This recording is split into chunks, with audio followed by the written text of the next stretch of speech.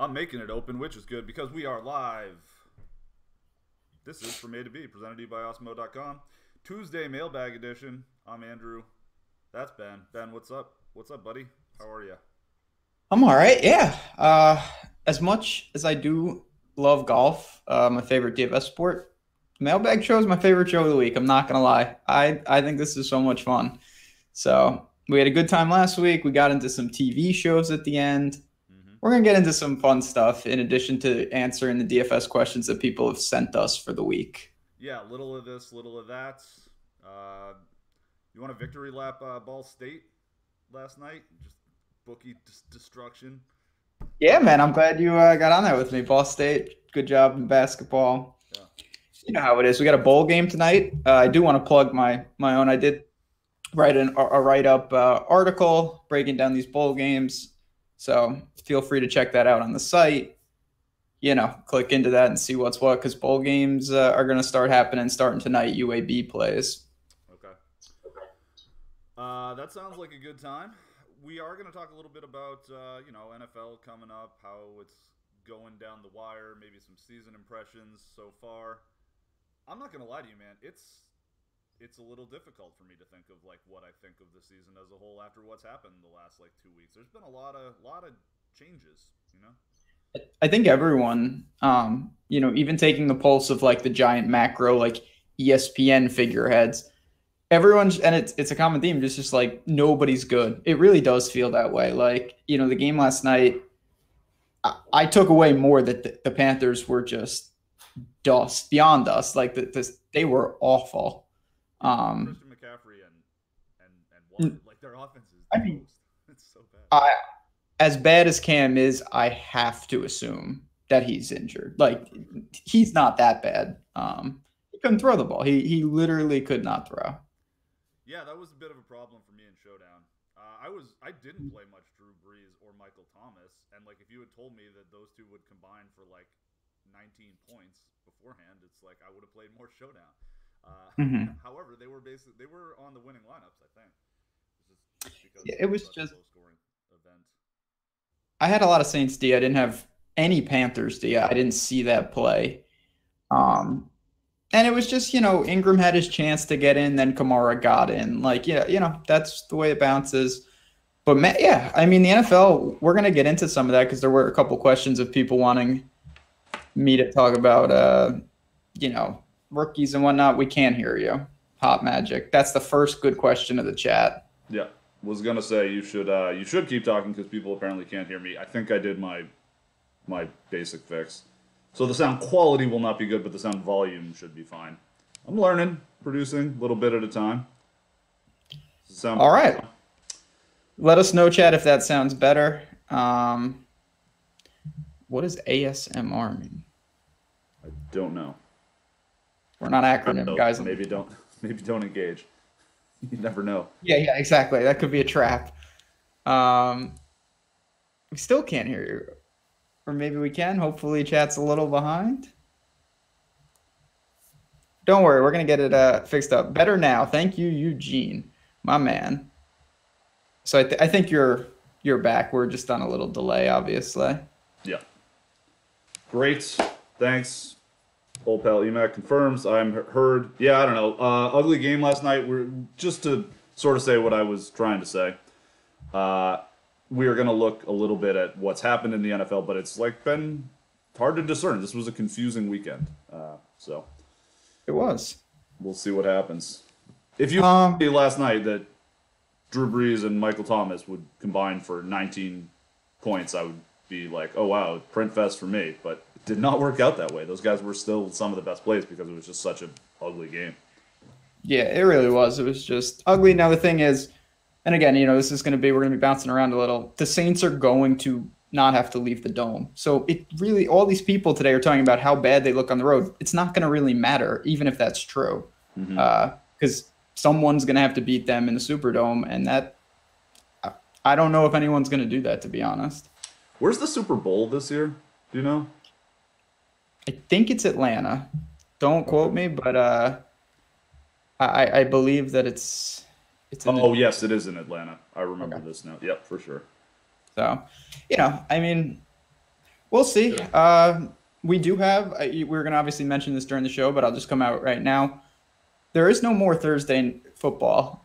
So Three Fellas is going to be breaking down the 2-game Saturday slate. So obviously the show will still be there. We got a couple games to talk about, and we'll talk a little showdown aspect of it, as well as if you want to play the 2-game actual slate. So that'll be fun for Thursday. Yeah, Washington and Tennessee, and Baltimore versus the Chargers. That's a good real life game, but Baltimore's just such a not fun team for DFS stuff. Yeah, we got to wait to see. Everybody's hurt too. Like I played the 3-game and it was impossible in the sense it's like, Keenan Allen, Melvin Gordon, Eckler. Like it's hard to know where you stand. Did you play anyone from last night other than McCaffrey or Kamara? Oh yeah, I loaded up on last night. Well then, I wouldn't worry about your 3-game slate anyway. Then. Fair point. It wasn't that. Yeah, I mean, it was bad, but these guys were like 70% owned. That's the only out. Everybody did that because you couldn't spend the salary. Okay. Anyway, all right. Do you want to jump into it? Get it going here? Yeah, let's go. Sure. All right. Do you want to stick with football? I can reorganize these questions. I was going to jump into a basketball question, but do you want to just hit what we thought about rookie quarterbacks and MVP and things like that right off the top? Yeah, sure. Do you want to do that? We could rank. We've seen, what are we, 15 games in or whatever, 14 games in most teams have played. Or, 14 games everyone has played. I think we have, some sample size. You want to sort of re-rank the 5 rookie quarterbacks? What we're thinking here? Sure. Yeah, we can do that. We did have someone ask what our impressions were of it, so we could do quick. I'll say this. I think there's 2 ways to do rankings and stuff like this. It's who looks and is playing the best, and then you have to factor in who they're on. I think that's important. Because, Baker is clearly number 1 if you just look at what's going on out there. This is not really about. Okay, so for me, the way I would answer this is like, which one would I like if the draft were starting tomorrow and I was in charge of a team? What would be my order of preference for taking these guys? Okay. So it's not who's had the best statistical season, who's looked the best. It's who you would want moving forward. All right. Gotcha. That's fair. Got it. So I think we're both in agreement. Baker's 1. Yes. Gotta be. Even though you hate him. No, I don't think he's nearly. He has a far superior team than all the other players. Lamar Jackson, he's a wild card in itself. 2 would clearly be Josh Allen for me. Okay. Not for me. Rosen? Yep. Dear God. He's had some struggles. His team is awful, so I give him... his team is horrendous. He has no offensive line. Allen doesn't have much of an offensive line either. Rosen's is even worse, for what it's worth. But the big thing with Allen is what makes him look so good is like what he's able to do when he's in trouble. But if you are the quarterback of a good team, hopefully you're not in trouble on 70% of your dropbacks.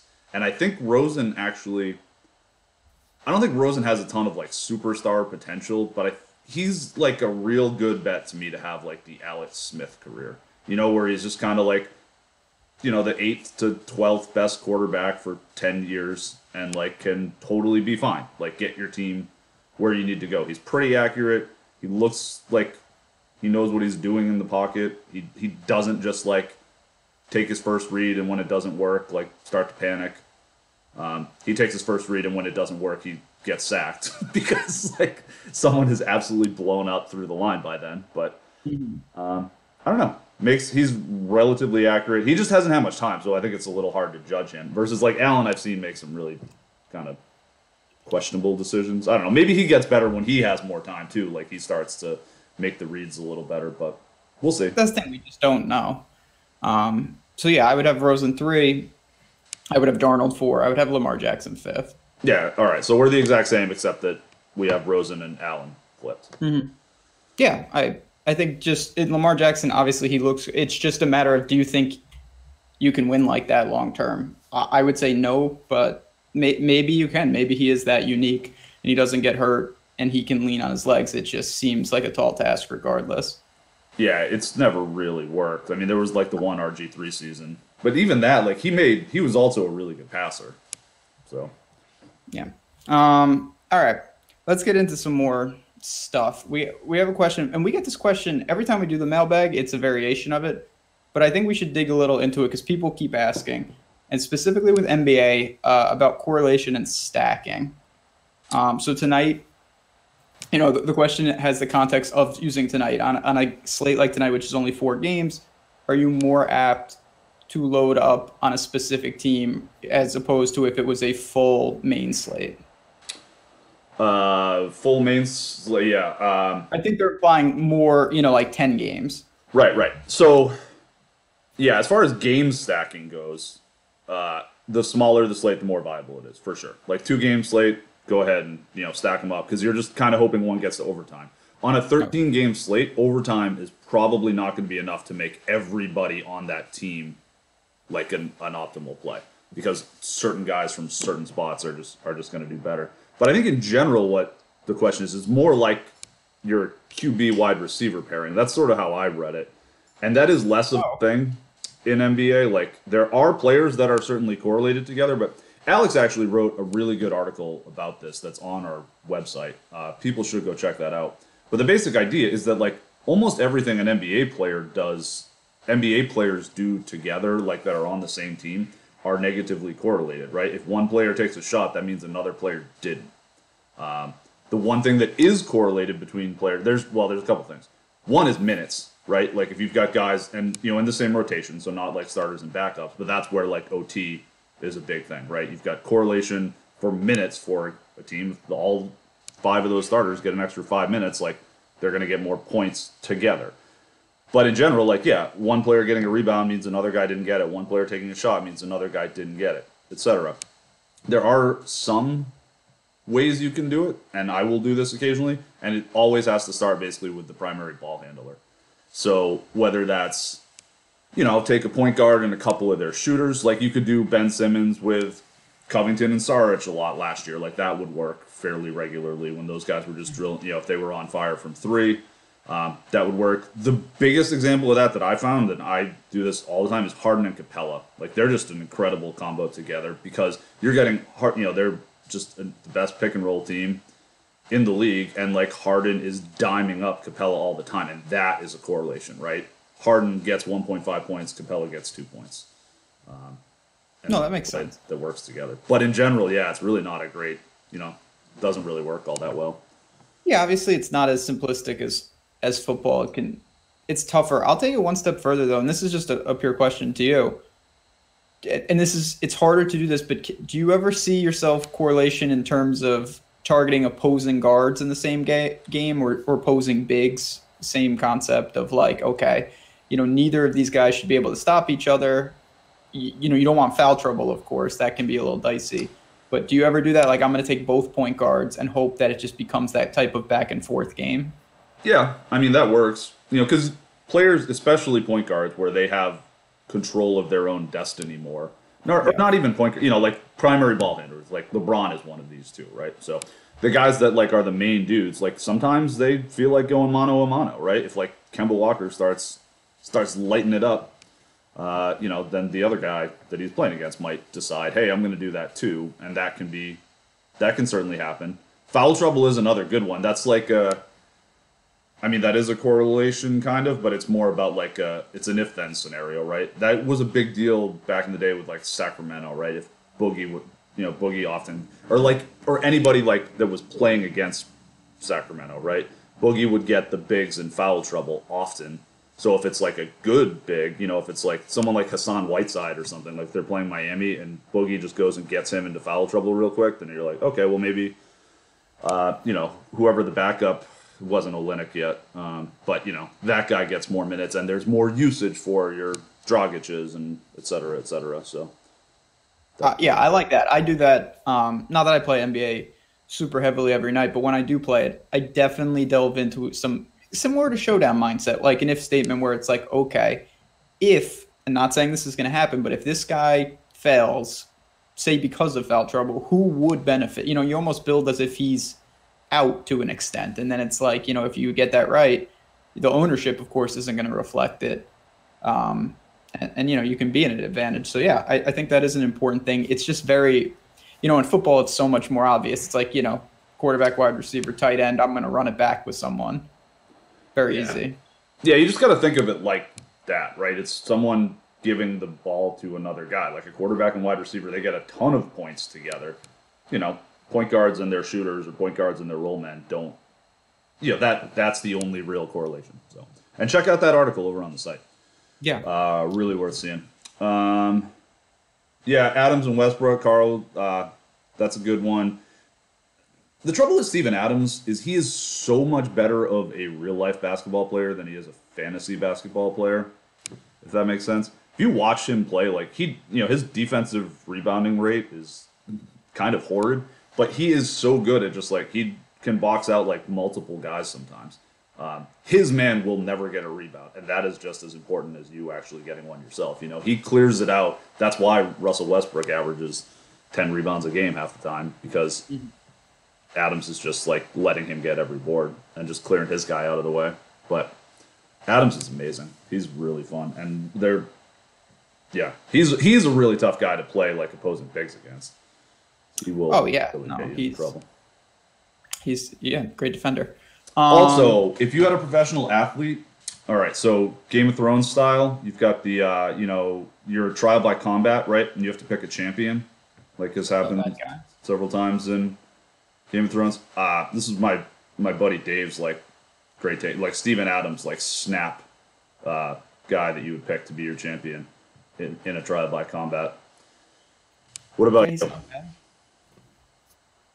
Adrian Peterson. Yeah, that's not a bad There's one. some guys. There's definitely some dudes. I mean, if you're counting football players, like that's a whole. There's probably some linebackers that could get a little over Steven Adams. But NBA fighting, I think Steven Adams would be a pretty solid one. No, I agree with that. All right, next question. Bumming around, but you can take this for any sport. It's tailored to football, obviously, because we're in week 16. Since it's the end of the year, do you think it's wise to reduce your volume? I mean, I think it depends on goals. I don't really. I'm also up pretty big this year, so like there are some tax incentives to like not take your foot off the gas. Because every dollar I lose right now is actually only that's what I keep telling myself. 70 cents I'm losing. I don't know. I don't really, because it also turns into like a better. You can switch some of your action from cash to GPP more. I think that is prudent, because it turns into like, especially with week 17, where teams might be sitting players and you really don't know what's going to happen. It is more like a week 1 sort of scenario where you can take advantage of the fact that no one really knows what's going on in terms of GPP stuff. There's going to be more variance, so that lends itself to a better GPP slate than a cash one. Yeah, I think like most of these questions, there's no set answer. It depends on what you're at, where you want to take an honest assessment. Like if you're burnt out and you're stumbling to the finish line, then yeah, maybe you shouldn't be doing that. But if everything was equal, maybe in week 17, this week, first of all, there's some nice tournaments out there, so that helps. And no, I mean, I'm planned to play the same volume that I normally do. I may allocate. I haven't been playing as much cash. I wish I had, because I've been better in cash this year and just way worse in tournaments, which is frustrating. No. I think one of the hardest things, not to tangent, there are people, being really good at both is incredibly rare these days. Like where you're just like an absolute monster in cash and you're also a really prolific tourney player. Yeah, it can definitely be tough to do both. Actually, I want to address this with Carl here, because he's talking about the Adams, because this is a really good way of like, what I was trying to say. This is a good example of it. He says the primary benefit of Adams and Westbrook is his offensive rebounds and putbacks. That's a negative correlation, though, right? If Adams is getting an offensive rebound and a putback, that's coming from a shot that Russell Westbrook missed. It's not like a pick and roll alley-oop where both of them are accruing points off of it. So that's actually like that's what I mean is like a negative. How most players generally are going to be negatively correlated. Like Westbrook probably missed the shot right before that if Adams is That's putting in a putback. That's kind of a concept we were talking about yesterday with kickers. Like your kicker and your running back that needs to fall in the end zone, that's tough because kickers are only getting out there when your running back is not falling in the end zone. So yeah, same concept. Obviously, basketball, like you said, different. But yeah, you're right. Spot on. Jack says his Game of Thrones champion for Trial by Combat would be Philip Lindsay or perhaps Bronson Burgoon. Thoughts there? Yeah, Bronson Burgoon. I know why he wants to use him, just so we won't have to deal with him during the year. Who was the other guy? Philip Lindsay? Mm-hmm. Low center of gravity, probably hard to take down. Maybe he's like one of those, with the grappling guys, when you get them on the ground, they're really tough. Sort of. I'm surprised he didn't recommend a Tampa Bay Lightning player. Bolts in action tonight, the cash cow that they are. I don't think he wants them getting hurt. That's a fair point. Fair point. All right. We got this is another common question that we get, but it's a little variation, and we can go so many different ways with it. If you're just starting out in either DFS or betting, what do you think is the most common mistake someone makes? Why don't you field this one? Okay. Well, I'll do the betting side first, because I think that has a much clearer answer. It's betting too many games. I think that's the overwhelming problem with most people. And it's not a problem if you want to, if you're saying, hey, I want to have some action, have some fun. But there's a bunch of people out there that I think they're way too not selective enough. And they just end up paying that juice over and over and over. And it's too hard. I don't think there's that many games out there where there's an edge that you should be betting it. That's the crucial thing to say there. It's not, you don't need a take on every game. You need to find the games that you think are worth having a take on, basically. And there's plenty of games where I'm like, I lean to one side. It doesn't mean I bet it. Like, there's a certainly different, and, we could go down a huge wormhole of units and allocating stuff, but it's very hard to start saying, I have an inkling here, or I'm going to bet this game, and then it's just a recipe for disaster. So you want to try to be somewhat selective and really stick. There's always more games, if you love 2 games and you like 3 others, yeah, you can alternate, how much you're betting, but I think it's best to condense and really try to pick good spots. Because if you're patient, you can get some good spots, even if it's like weird, halftime lines or live betting. If you're watching a game, there are softer lines out there than people think. Yeah, they're out there if you're willing to put in the time. It's a lot of college, like you've said a number of times. What did I miss? No, I was just bet all the games. That is another way to do it, which is a recipe for permanent disaster, but it sure is fun. Yeah, just parlay every single one of them. Imagine if everything just broke right one day. On the DFS side, what do you think about? Because I have an answer. I'm just interested to see what you think. I think it's just like not really knowing what you're good at, which is hard to know at first, but like you really have to. I don't know. It's honestly, it comes down to managing expectations for me. I think that's what we've talked about a lot, but like people kind of come in with unrealistic expectations, like, oh, I'm just going to start printing money, and it's like really what we do, especially the way that the DFS game works now, where cash games are so much tougher. Like your goal is really to tread water and then smash a few times, like to really pull down something in a GPP. It's much harder to get the steady ROI up these days, just because there's a lot of good players out there. The ecosystem, and there's a lot of good players. There's a lot less bad players, and it's the same thing that happens in poker, right? Like bad players, they're either going to get better or they're going to go busto and stop playing. So. Yeah, no, they churn way faster, obviously. And I think this has been said ad nauseum, there are so few people who don't look at anything these days. Like even quote unquote bad players, they're still looking at news, and it's just much tougher. For me, it kind of piggybacks what you just said. I think the number one mistake is having the warped expectations. Whether you're looking at someone who may be a professional, or you're seeing giant scores and you're just like, all right, I want to do that. Like that doesn't really make sense if you're just starting out. What you want to do is scale it back and see if it's sustainable, or have different expectations. If you're saying I want to have some fun, that's different.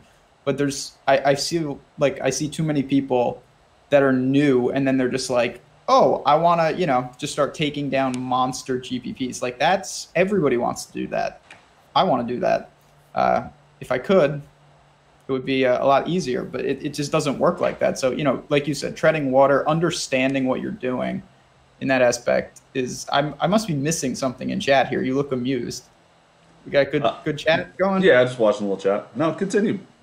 No, that's really just it. Like I said, I feel like some people have just the wrong impression of what's going on. And just to further that point, don't understand how much money some of these people are putting in. So even when you see, it's just in your mind. It's not just, like every other day. There's a lot of days where those, the scale of what they're playing is just a different magnitude. So you really want to find that or understand that you're scaling it and have those different expectations. Yes. And even even our boss, who was, the #1 ranked player in the world, he's crushing out there. Like, it's not like he went, you see it happen a lot, but he's also playing a ton. So, he's got a steady positive ROI, but it's not like it's the guy's putting down $100 every night and turning it into $100,000. Like, that's not how it works for anybody.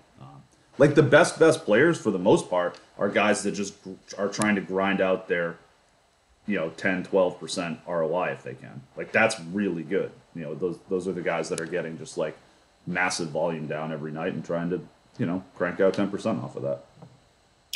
No, I mean, again, that's all that stuff comes down to understanding what you personally are good at. And I said this, for me personally, I had this internal discussion of, do I want to keep doing what I'm doing, or do I want to try to scale it? And I knew that would drop my ROI severely. But if I was getting down triple and only reducing my ROI by, not as triple, there you go.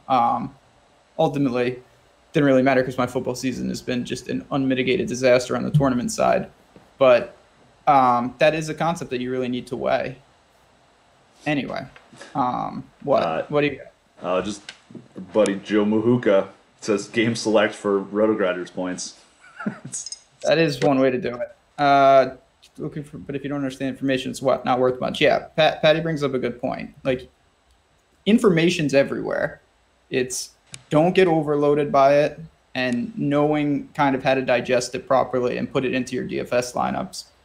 I mean, I struggle with that still. I think everyone, to an extent, is continuously learning how to do that. Yeah. No, 100%. And it's very easy to get overloaded with it. We've talked about this before. I've been doing this, at least semi-professionally for 6 years now. So I'm pretty used to it. And I have my processes. I've got my own. So I don't really. Not that I recommend this. And there are, there's certain. It's not that there aren't people that I respect out there. I don't consume a lot of other people's content at this point, just because I've got the way that I do it kind of down, and I've learned a lot from other people over the years. I think that's the biggest thing, is try to, when you're consuming content out there, and this is 100% what Patty's getting at, try to learn about what the process is and what these people are doing. Don't try to learn, it's not about what the play is, right? That's almost the least important kind of information. That's the, give a man a fish, teach a man to fish concept, which it really does apply. I know people throw that around, but it's the ultimate, if people if you're getting plays and you have no idea why they're plays, how is that going to be helpful long-term? The slate is over in 12 hours. If you understand the concepts, and then it's going to change. What worked 6 months ago doesn't work as much. No, it doesn't, and the system changes. That's actually worth. Jack wanted us to talk about where you see DFS in 5 years, and I think we can sort of use what's happened in the last 5 years as kind of a microcosm for that.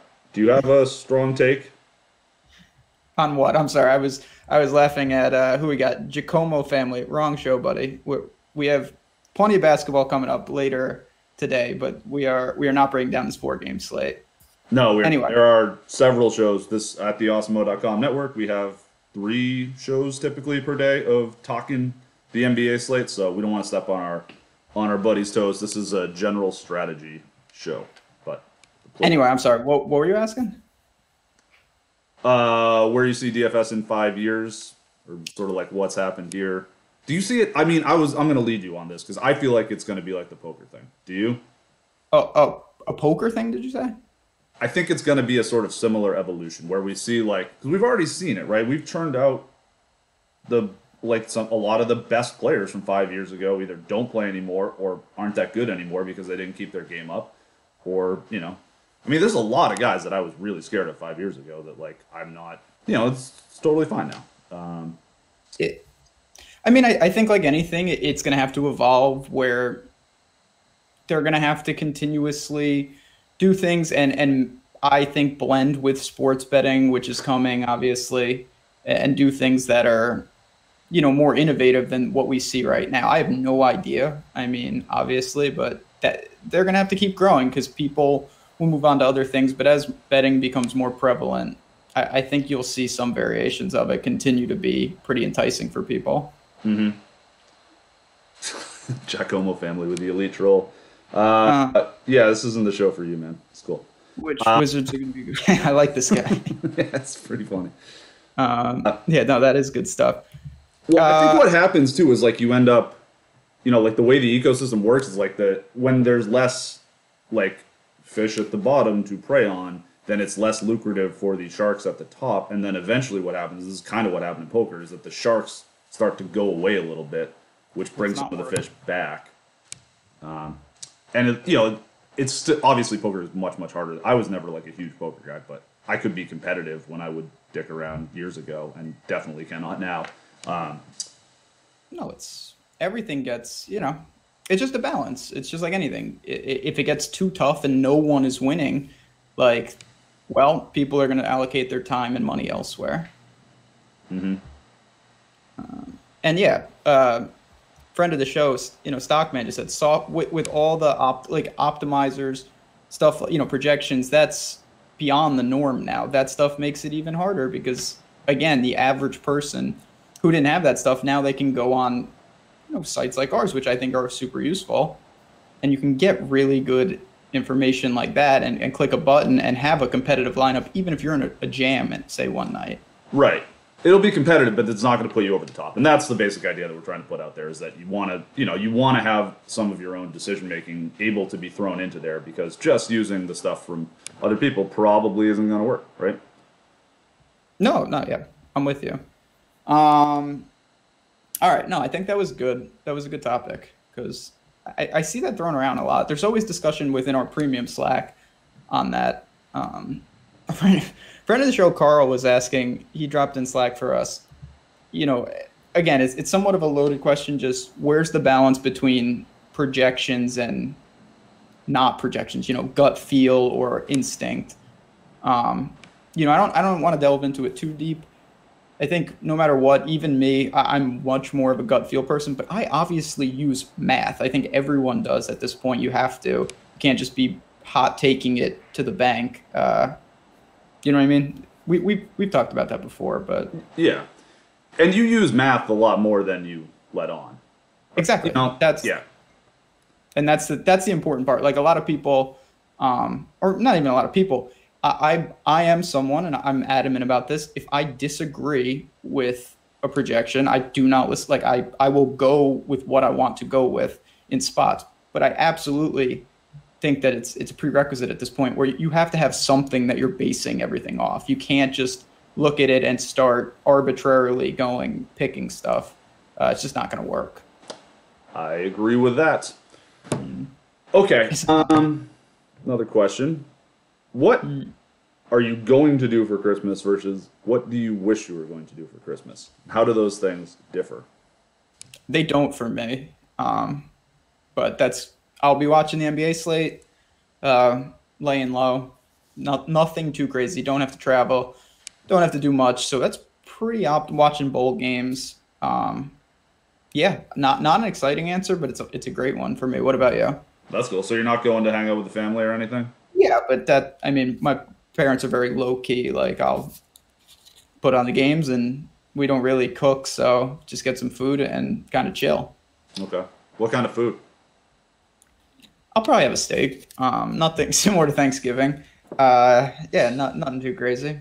What about you? Christmas ham or something? Yeah, I think traditionally ham. My family was like, it's funny. I really love to cook and have gotten pretty good at it. It's because I worked in restaurants for so long. But my family is not like big time food people. You know, like we do it, but I have the giant Irish Catholic family. You know that we just get drunk and not drunk. Like everyone's several beers deep and like just blabbering on about whatever. There's like 35 of us at the holidays. I'm the oldest of 18 grandkids. My mom was the oldest of 7. So everyone's got all these, people around. And we're at a fun age now, too. So it was weird because growing up, I was kind of stuck in the middle. My sisters and I were, where we were quite a bit older than because not only was my mom the oldest, but she had kids the youngest.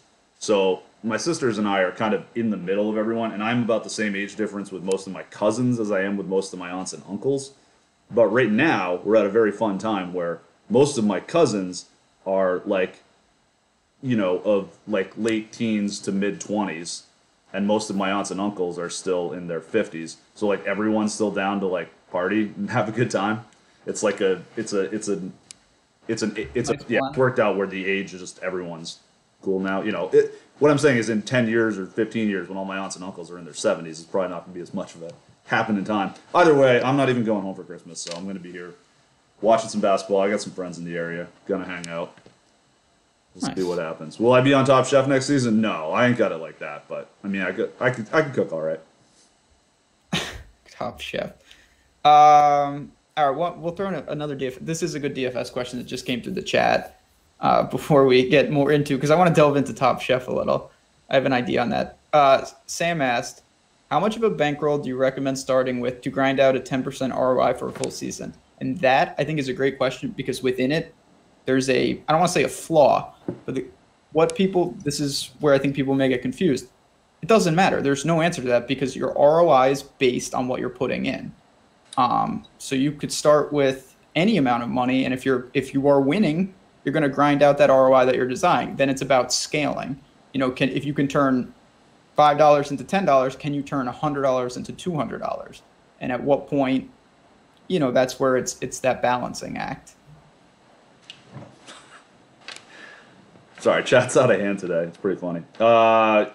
You really aren't a multitasker. I'm terrible at it. I'm a one track kind of guy. I like to sit down. I like to really concentrate on what I'm trying to do. You just immerse yourself. That's why you can cook. Yeah, I'm totally a total immersionary person. Like when I came up with this NBA model, like it was 2 weeks of basically just like alone in my office with nothing else going on. I wasn't on shows, just hid. It was great. Go ahead. Sorry. Cooler says it's almost like the ROI, the I in ROI can be any number. It's true. It's true. But that is what I was trying to say earlier for people. Just if you said this too, if you're a whale and you're playing a disgusting amount of money a year, if your ROI is like 6%, that's going to be massive.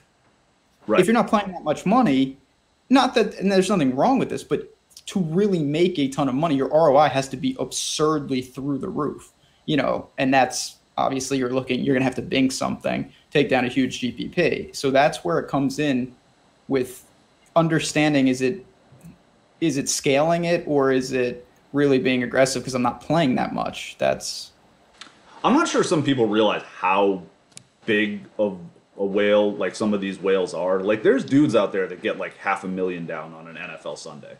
So if those guys are getting 6% on that, like that's really nice, A little bit different than when you're playing $100 or whatever.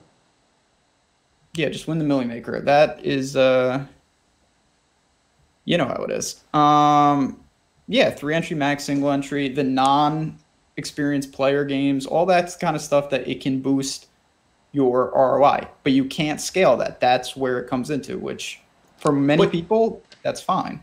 But you can scale it at like a reasonable level. You can get, I don't know, it's like $600 something in like $1, $2, $3 head-to-heads, or $1, $2, $3, $5, I think, that you can get in a night. Like that's pretty that's a reasonable amount of money to get down. I mean, that's a lot. That's plenty. No, that to me goes back to what we were talking about with expectations. It's plenty of money to make it, that's great. But then you see some people who are putting down 100x that. You can't get to that with that, and that's fine. You just want to understand that. That's all. Yeah, absolutely. I think that's fair. Yeah, and the most experienced players that have played a lot cannot get into games that are not guaranteed. And even those, you can't see I can't see the quarter arcade anymore. But you can't get into sub $5 games after a certain amount. So that's a great place. Just try to get all your action down there if you haven't played a ton of DFS before. Yep. Some of the single entries are being spammed by Cluter's thoughts on this. Well, yeah, I mean, the sites, it's a complicated problem, obviously. I will say, understand, though, and I'm not going to delve into all the different scenarios. If you think collusion is people in tournaments playing the same lineup, that's a good thing. You want that to happen. Cash, that's a whole different animal. Using entry limits to build different things, all that's very serious, obviously, and it is a problem. But I think some people get confused, you want to see duplicated lineups in your tournaments. That's a good thing. Yeah. I see that all the time, though. People are like, oh, these guys, they work together, same lineup. In a tournament, that's not what you would want to do. That would be the opposite. Right. It's a weird thing about MME, too. The whole 150 limit thing, that happened, I don't know, that's been around for 3 years now, probably. But it used to be 500, I think. You used to just be able to spam. It used to be no limit at one point. Okay. This is something that I find interesting. Sure, if you've got, the really good player, but, if a really good players have really bad weeks, too. Okay, so, if they're playing 500 lineups and they brick them, that will happen to these guys sometimes, where they're just some end boss comes in and just bricks everything. You'd rather have more of that player pool in there on weeks it's not good. And the other thing with mass multi-entry is sort of by definition, every additional lineup that someone puts in after the first one is going to be less optimal than the one. You're right. There's the optimal lineup, and then there's all the other stuff. That is true in definition, but obviously nobody, or at least I would say nobody, can determine the pure up. You know what I mean? So it's Sure. Sometimes your 149th lineup is your most optimal. Yeah. I've had that happen to me before, where I've won tournaments with when I've been on lineups that I was pretty under the field on a lot of the guys. Like a hedge lineup. Yeah. No, that's all those things are stuff. Like I said, I know people, especially with our Tuesday show, sometimes think it's a little crazy, but we want to just touch on these type of topics because there's so much information. You're gonna, like I said, you've got great NBA stuff on the Awesemo site tonight that are slate specific. Taking a couple of the concepts from a show like this and applying them, that's important. Getting the plays is great. You need to know all that stuff, but some of these things aren't talked about enough. I really believe that. Mm-hmm. All right. Not as important, but listen to this. I was thinking about this last night, no joke. Don't you think, and Chad, I want to hear what you think about this, a Dancing with the Stars type show with cooking would be a great idea. How does Dancing with the Stars work? I have not really. So it's just, I haven't seen much of it, but I know how it works. It's just celebrities and a dancing person, and they perform and then they get voted off. I think that's the gist of it. So you take 10 celebrities and they're paired with a chef who coaches them, and they all have to cook a meal each week. Okay. Watching people who can't cook, I think would be hilarious. I'd like to see you on that show. That's what I'm saying. I would be perfect for that because I can't cook at all. You, Bobby Flay, superstar chef Bobby Flay. I when that's a show, just remember that I said it here. Mm-hmm. No, I think that would be interesting. Yeah. You are a huge food fan. You really appreciate the finer things. You just like them to be served to you. So that is a perfect segue into a question we actually got today, which is, what is your most unnecessary expense on the day-to-day? Mine is 100% food. I go to a lot of really nice restaurants. They're overly expensive, but I do love food. Yeah, that always, in my life, it's always been that, like food and wine, spending a lot of money on that stuff. Hasn't been as much since I moved here because I live alone now. So like I'm making, I make food for myself more. I don't go out as often because I don't know. I never would have been super comfortable going out alone, like going to eat dinner alone. Oh, we should do a whole show on that. That's a fascinating concept. The idea of going to places in public by yourself or with others. Yeah, I don't know. I go back and forth with if I'd want to do that. Yeah.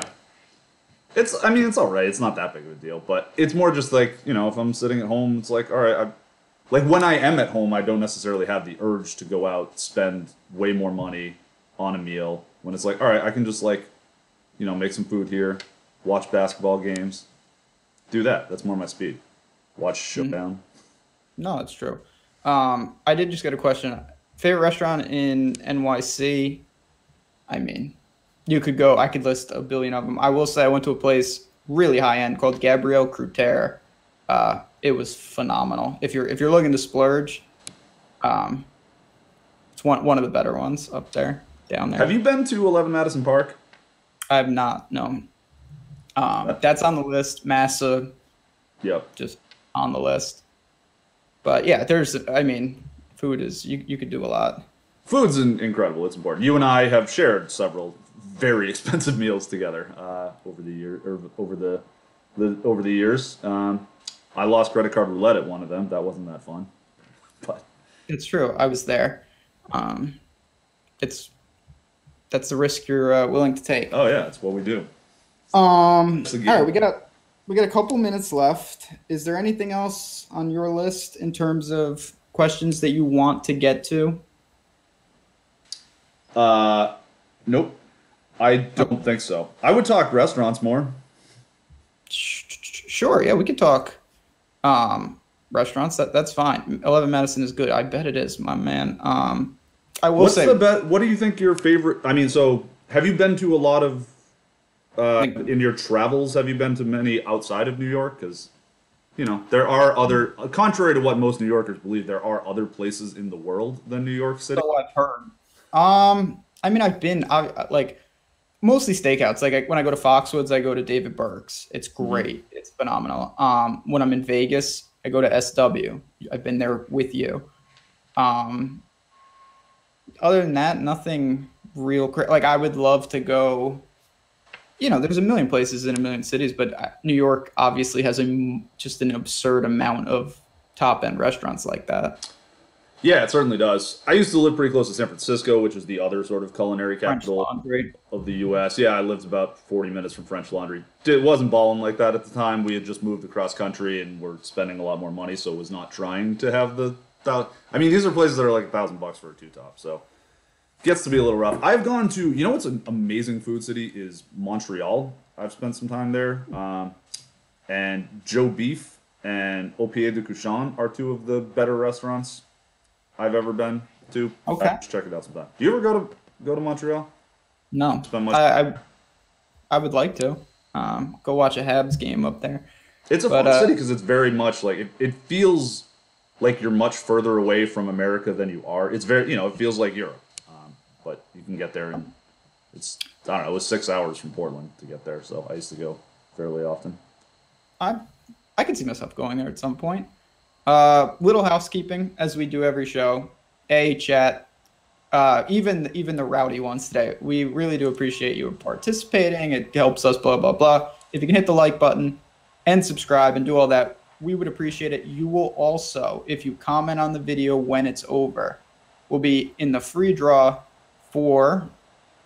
We're in the home stretch of our 24 days of giveaways, a gift from us at Osimo to you this holiday season. And this week we've got our biggest prize yet, a free month all-access pass for all of our premium content at Osimo.com. That means you get all the NFL rankings and ownership projections from Osimo, Eddie and Josh's rankings for NBA, that you can put right into Fantasy Cruncher, Jake's NHL projections, all kinds of stuff. So just like the video, leave a comment saying, what do you think today? Favorite restaurant? It could be anything. Yeah, if you want to put a restaurant, if you want to put a play, a hot take, whatever, it doesn't matter. As long as you comment, you'll be in the in the drawing for today. Yep. So it is not just a sport of your choice anymore. It is free month all access, so you have everything. And then you also are entered into the drawing for the grand prize, which is that on Christmas Day there's a year-long all access pass, which is like $700. Something else Josh was going to do. I needed to read this better. I'll talk about that on our next show. He's announcing it, I believe, on his show on Christmas. That's gotcha.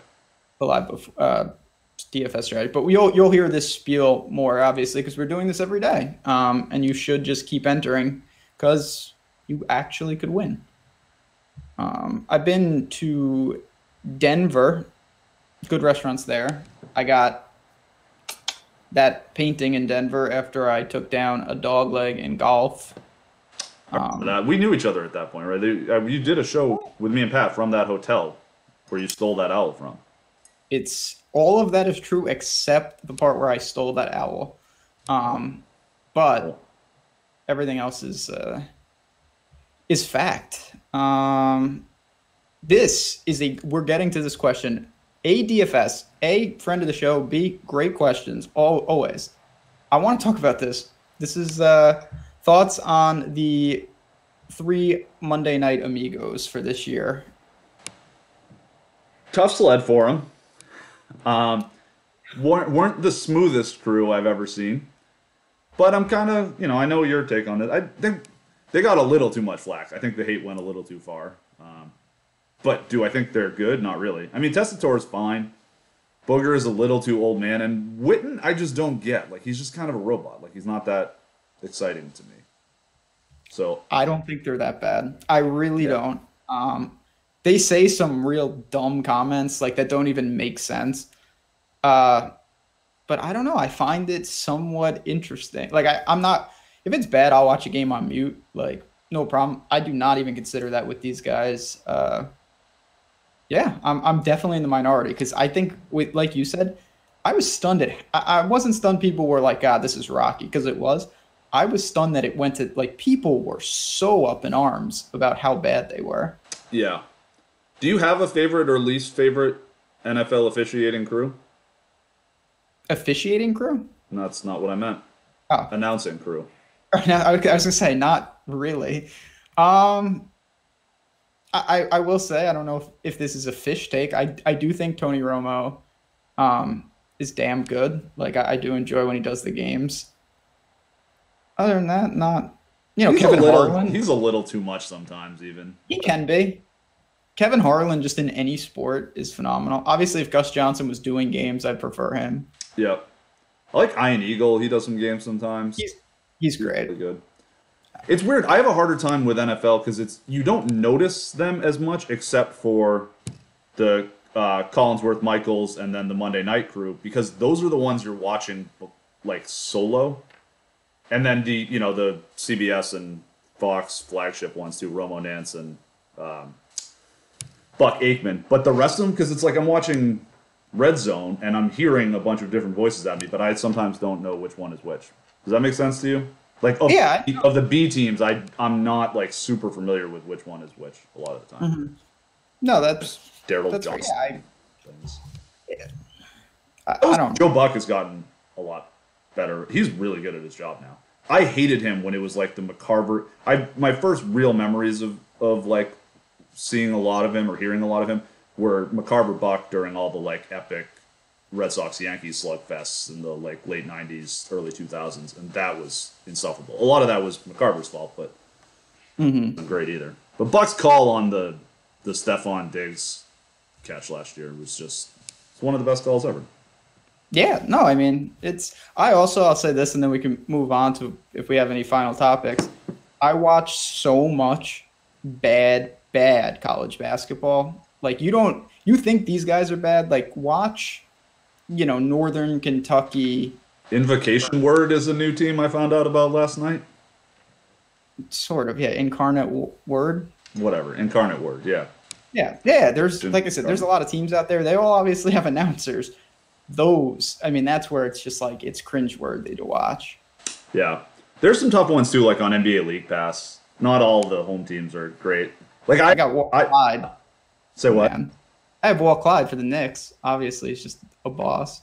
Yeah, no, the Knicks team is really good.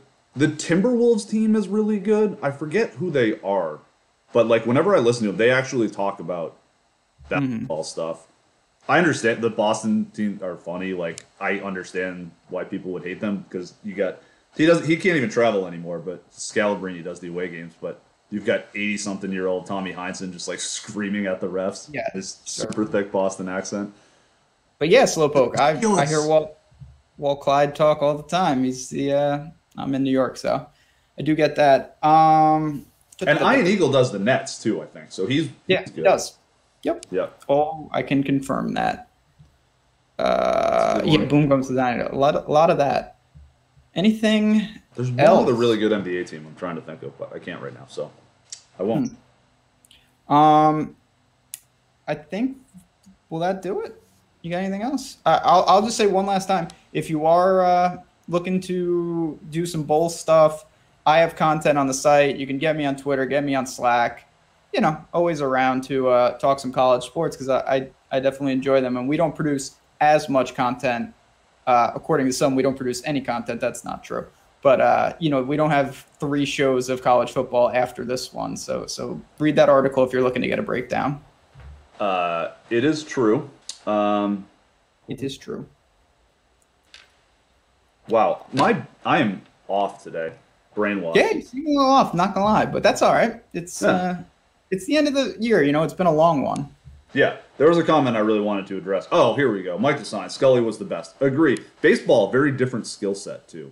It's a different game to call because it is more of a But Scully was one of those things that it was just relaxing to have on. Baseball is not a. I don't like baseball as much as I like basketball. I think it's a far less exciting sport. That's not exactly a hot take. Can confirm. But there's definitely something sort of relaxing and nostalgic. That gets the nostalgia, summer in America, and Vin Scully was the best at that. You could just have him, I'd rather just listen to him talk than even watch a game. Absolutely. Something nice about that. Absolutely. Slowpoke, I think you're a fellow New Yorker, the fan. There's some always whoosh. But we'll see. There's more, like I said, college bowl games, those type of crews, that can get some real bad commentary. Some real tough ones. Absolutely. We should do this with radio personalities sometime. That would be good. Rate some of them. Yeah, there's a lot of them out there to rate. Absolutely. Well, I kind of had my Stephen A. moments today, so brain just wasn't. We've all been there. Synapses were not firing, but I appreciate everyone hanging in and watching. Give us a like if you don't mind. Comment in there. Get entered for all the free stuff. Free stuff is good. It's better than stuff that costs money. Pro tip. Thanks, everyone. See you next time. Oh, Thursday night is next time. We will be talking about 3 fellas talking football. We'll be talking about 2 football games per set. Absolutely.